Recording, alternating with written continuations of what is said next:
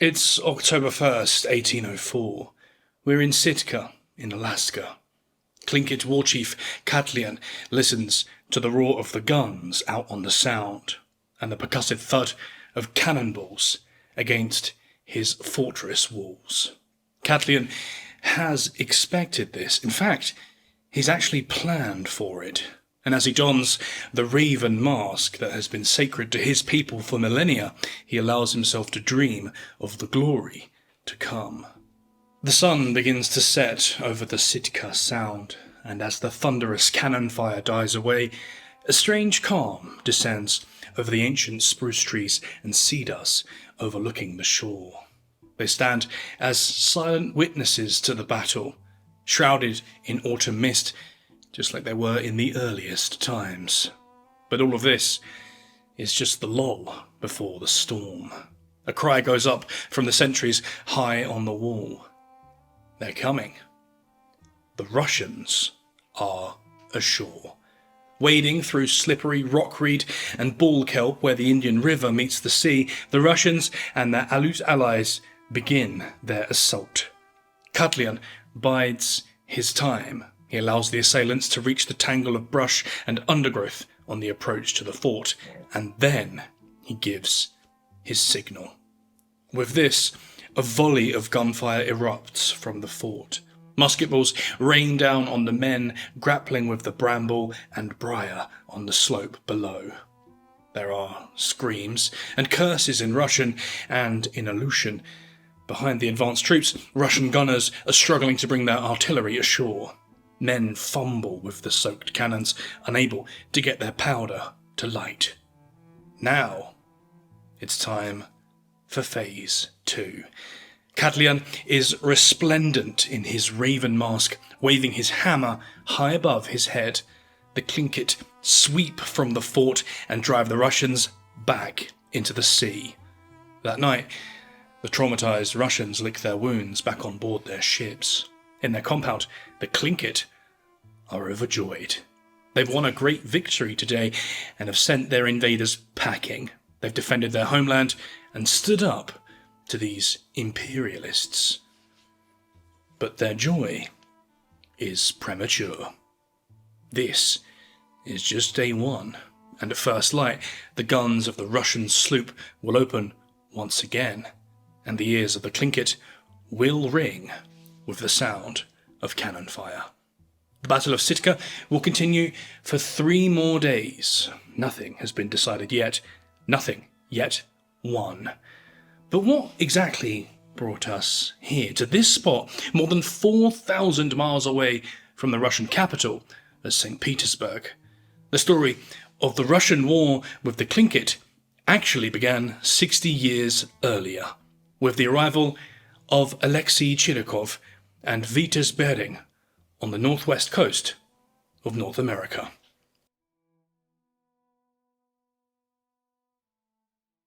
Chirikov's voyage brought him into contact with the Tlingit for the first time.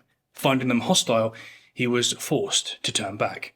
But this encounter didn't stop Russian fur traders from taking advantage of their new discovery. Over the coming decade, they would build settlements on the Aleutian Islands and on the North American mainland. The Aleuts became the first victims of Russian colonization in North America, and after a series of bloody clashes, Russian colonialists, known as pramoshleniki, or the Russian word for trader or industrialist, began violently subjugating the Aleutians. They took family members hostage and forced other Aleuts to hunt seals for their fur.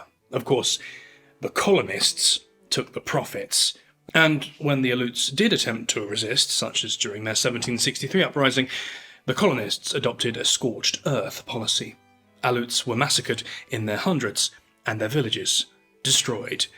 But to middle and upper-class Russian society, concentrated in the metropolises of St. Petersburg, Moscow and Kiev, this kind of atrocity wouldn't have seemed like much of a problem.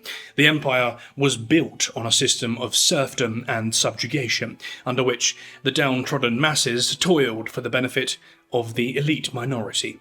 Atrocities on another continent were just extensions of the very system they'd grown used to. Plus, All of this was a very long way away. Similar to the American ideas of the frontier and the Wild West in the next century, those Alaskan colonies would have seemed almost impossibly distant to ordinary Russians in the late 1700s. And so, rather than being appalled by such activities, a series of people who'd hit rock bottom in Russia decided they had nothing to lose, and instead headed for North America for a new life and hopefully a fortune. Some of these were escaped serfs themselves, others were criminals shunned by society, and many were simply washed-up businessmen. Washed-up businessmen like Alexander Andreevich Baranov. Baranov was born in Kargopol near St. Petersburg in 1747, and by his early 40s, a string of failed business ventures had left him virtually bankrupt.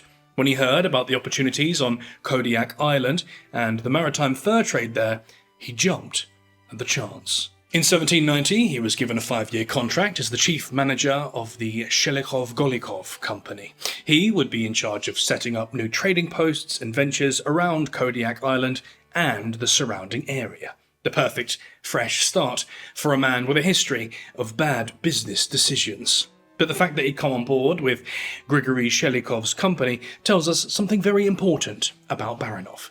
He had little to no respect for the rights of the indigenous American peoples. Shelikhov himself was a merchant on paper, but was essentially a pirate. He had presided over the Awa-Uk massacre in 1784. Armed with muskets and cannon, Shelikhov and his men murdered at least 200 and perhaps as many as 3,000 Alutiks. Around 1,000 were taken hostage and then used as leverage as Shelikhov brought the Alutik people completely under the Russian yoke. This was the kind of man that Baranov was working for when, in 1792, he found himself on the Prince William Sound in the middle of a trade deal gone very wrong. It was supposed to be a simple transaction between Baranov's Russian fur traders and their allies in the Chugach and Alutik tribes. Yes, that's the same tribe that Shelikhov had systematically slaughtered just 8 years earlier. But shortly after nightfall, an attacking force swept out of the woods and into their camp. Baranov was transfixed in terror. He would later recall, "On their heads they had thick helmets with figures of monsters on them, and neither our buckshot nor our bullets could pierce their armour. In the dark, they seemed to us worse than devils."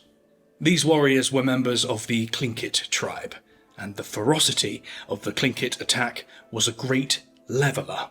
It erased decades of colonial divide as Russian, Chugach, and Alutik fell together indiscriminately beneath the onslaught. They cared very little for who they slashed to pieces in the dark. They were there to take the camp and the spoils it contained, and nothing was going to stop them. Such an attack offers some insight into the tribal politics of the Pacific Northwest at the time. All indigenous peoples were at risk of European imperialism, but that doesn't mean that even amongst themselves they saw eye to eye. And as one of the more warlike and more ruthless groups in the region, the Tlingit were likely unpopular with the peoples they'd clashed with in the past. This may be why the Aleuts were willing to ally with the Russians against the Tlingit at Sitka.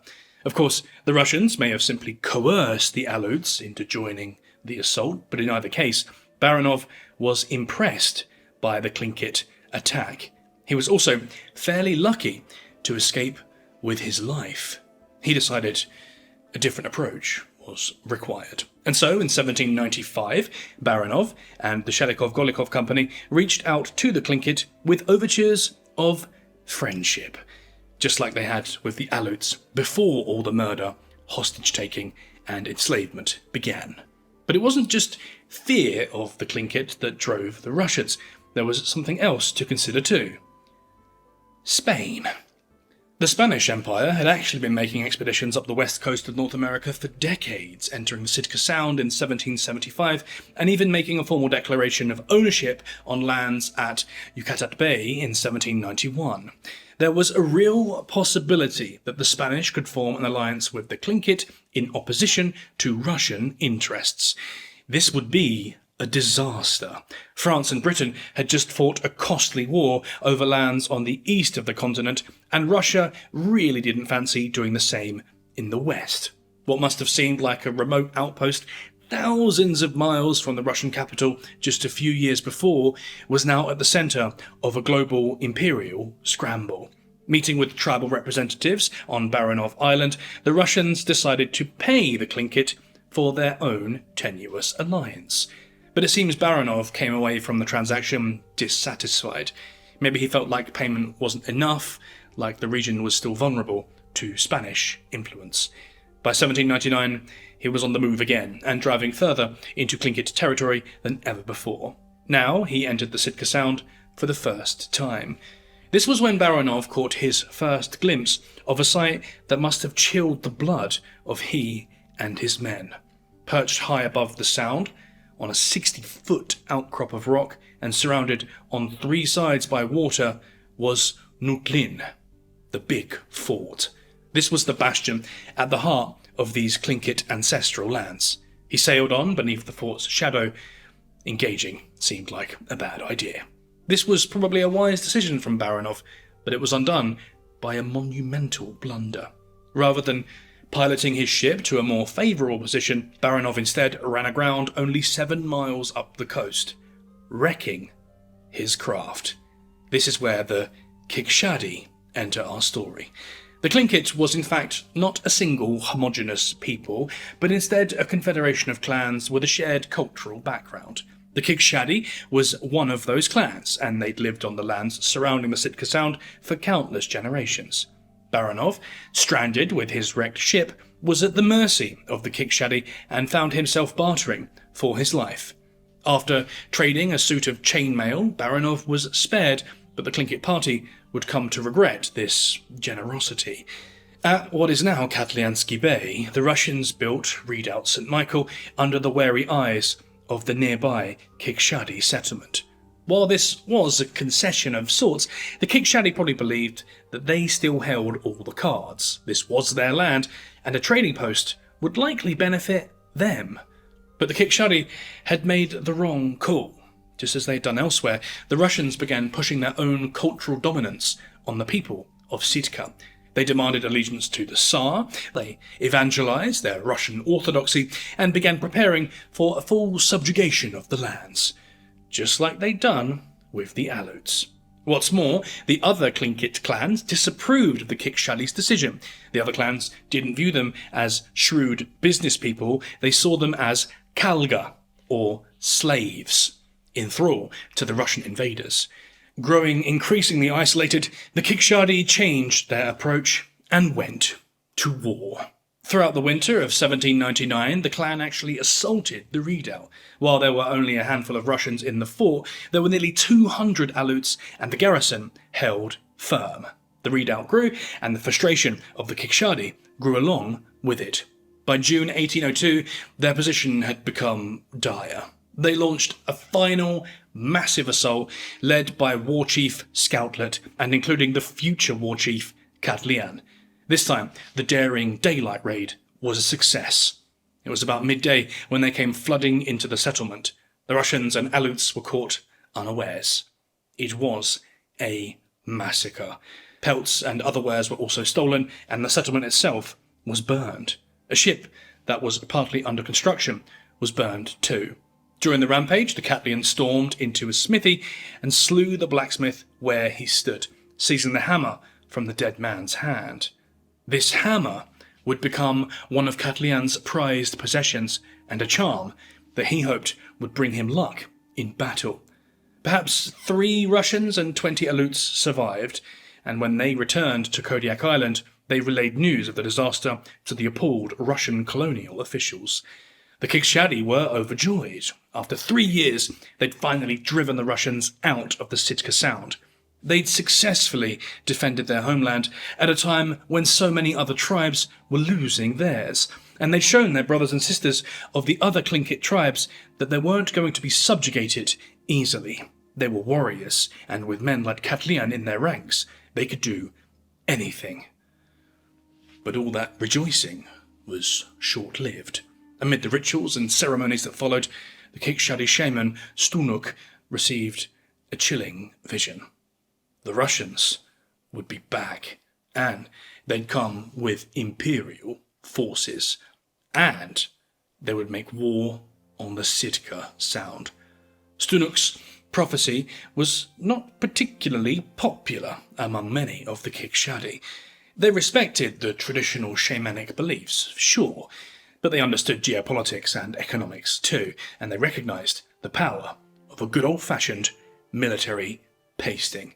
Just as Tsar Alexander I wouldn't have allowed a holy priest to push him around on matters of war and state, the Tlingit war chiefs weren't too happy with Stunuk undermining their moment of glory. In the end, however, traditionalism won out over pride. The Kiksadi set about preparing for the inevitable Russian return. And, at least in this instance, the traditionalists were right. It was late September 1804 when the Russians finally came back, and this time Baranov was supported by an Imperial Russian Navy sloop, the Neva.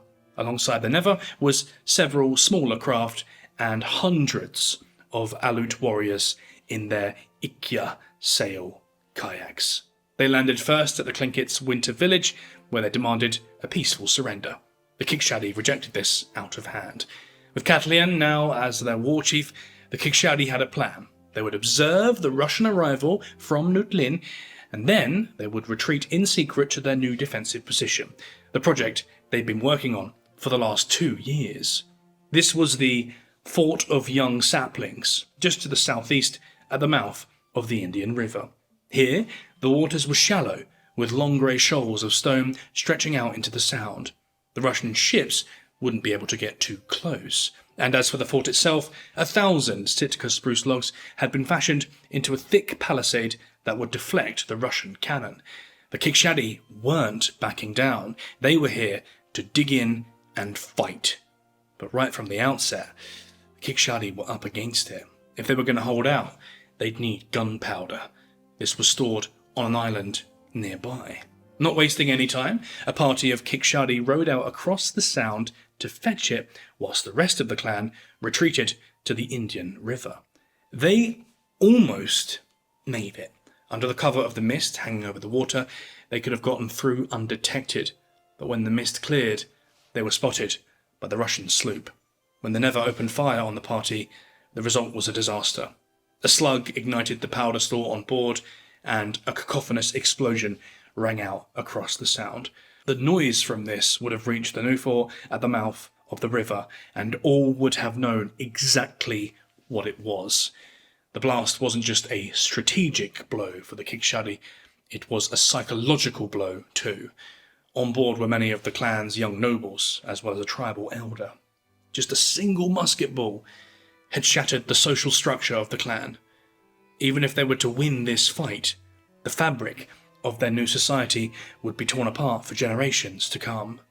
Those back on shore must have been devastated by the explosion as it echoed across the Sound. But there was now a more pressing concern.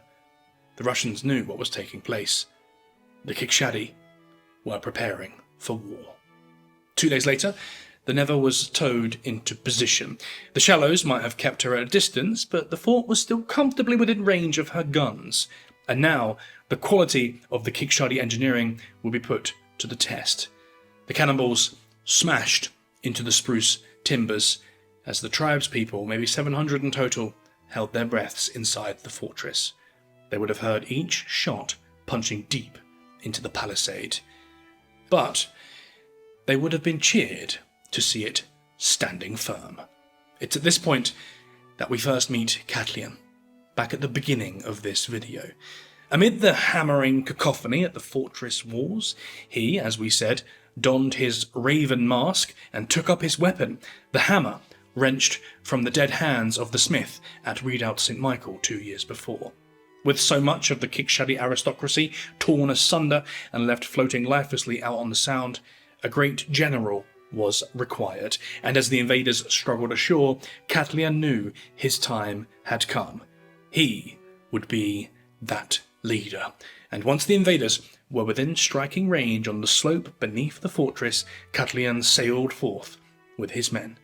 At the sight of the onrushing warriors decked out in the regalia of battle, the Aleuts broke and fled back to the shoreline. Many of the Russians remained, but were cut down in the melee on the slope. While this was going on, a second Kikshari force was hiding in nearby woodland, and once they emerged, swooping down on the Russians in a flanking manoeuvre, it was all over. The troops fled back to the water's edge as the cannon on the Neva opened up again to cover their retreat. Several of the smaller artillery pieces were abandoned to the waves, lapping at the weed-slicked shore. While only a handful of Russians were killed, more than a dozen were wounded, including Baranov himself. It was now very clear that the Russians could not take the fort with a frontal assault. But their guns weren't having much effect either. With Baranov wounded, Yuri Lysyansky took charge of the force, and he was sickened to see his cannonballs just bouncing off the palisade. In Lysyansky's own words, "It was construction of wood so thick and strong that the shot from my guns could not penetrate it at the short distance of a cable's length." Lysyansky offered a truce, but a truce meant a Kikshari surrender. Katlian and his men found this hilarious. The force that had been repulsed on the shoreline demanded a surrender? Insanity. Katlian sent his own demand. It was the Russians who must surrender instead. Lysyansky rejected, and the cannons started up again. The fort was standing firm. But by the evening of the second day of the siege, the Kikshari were feeling the strain. Their pleas to the other Tlingit tribes had been ignored, and without the gunpowder they'd lost on the Sound, they had no way to keep up the defence. After a lengthy discussion, the Kikshari decided to abandon the fort. When the Russian bombardment began at daybreak on October 3rd, many of the elderly and infirm Tlingits had already begun their retreat, leaving the fort and disappearing into the forests beyond. The mothers and infants in the compound were not far behind them, and those who stayed behind discussed their options. They couldn't simply suffer the ignominy of surrender, nor did they want to be massacred in battle once their limited powder reserves had been finished off. They decided that they too would withdraw, following their kinsmen inland and abandoning the fort to the Russians. They communicated this to the invaders out on the Sound. On October 5th, the Tlingit would leave the mouth of the Indian River. The Russians could take the fort with no further blood spilt. The next hours were a mournful affair for the remaining Kikshari.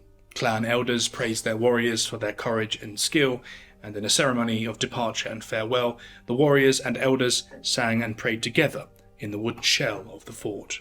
When at last they offered a final drum roll and a wail of lament up into the chilly October sky, it was loud enough for the Russians to hear it from the Neva. The survival march of the Kikshari began on the evening of October 4th. This was one last element of deception, though. The Russians were expecting them to leave the following day and never saw them go. The march itself first took the clan to the Naquasina Sound, but then their trail goes cold until they reached the Halibut Man Fort at Point Craven to the northwest.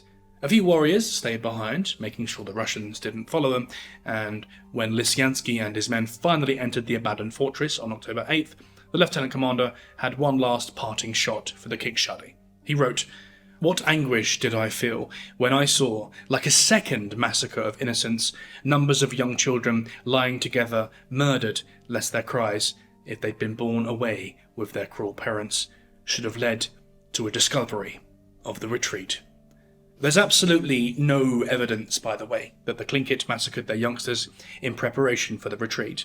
Most of the children had already left the fortress in the nights preceding that retreat, and the ceremony that the men heard aboard the Neva on October 4th suggests that the withdrawal was not conducted in silence anyway.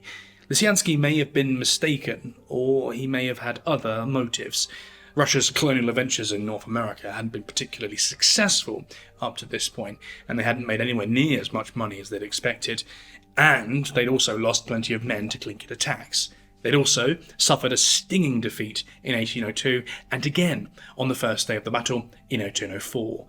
After such embarrassment and such loss of life, portraying the Tlingit as infanticidal savages might have helped to justify the ongoing but failing colonial project. For the Kiksadi themselves, they may have lost their lands, but the march meant their people and their culture would survive.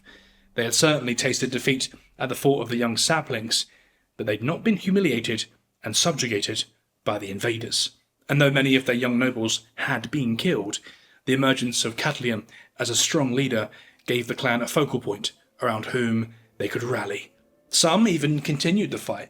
When the Ayak clan burned the colony at Yukutat to the ground in 1805, there were Tlingit warriors fighting alongside them. But in the end, it was economic and geopolitical necessity that drove the Russians out of Alaska, not Tlingit resistance.